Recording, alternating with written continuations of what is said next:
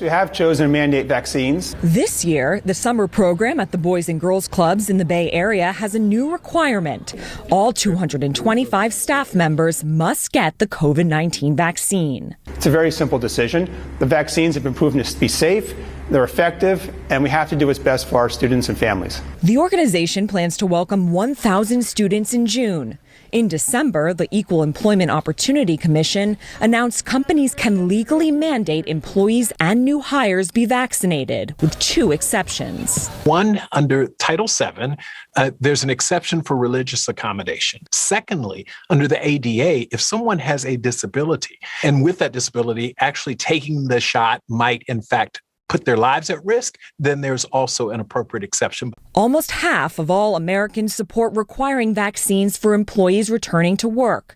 But as of now, 26% of adults in a CNN poll said they don't plan to get the vaccine. We have had a handful of staff, a very small number, who have hesitancies, and so we're giving them time, but we are drawing a hard line in the sand that if you want to be present with students, we have to have a vaccine. Time is what Bonnie Jacobson says she needed. She was a server at Red Hook Tavern in Brooklyn. The restaurant mandated the vaccine in February, but Jacobson told her manager she wanted to do more research about its effects on fertility before getting the shot. I feel like I'm allowed to have hesitations. I feel like I should be allowed the time to do the research that I need and want to do. 2 days later, Red Hook Tavern fired her for not getting vaccinated, according to emails she shared with CNN.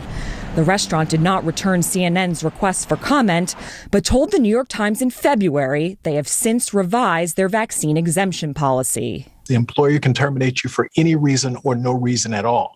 The reason in this instance could be you're not taking the vaccination that's been available to you, and therefore you can't work here any longer. Jacobson works in 2 new restaurants and says she's now fully vaccinated after seeing studies that COVID-19 vaccines do not affect fertility.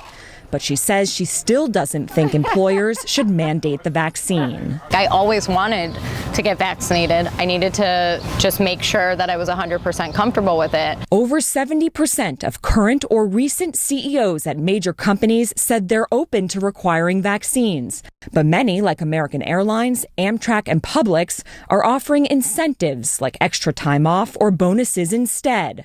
Many smaller companies say they can't afford to make vaccines optional. Just think about it. One employee gets sick, you have 10 employees, you could end up having to shut your entire business down. They feel like there's more pressure on them to ensure that they have a safe workplace for all employees.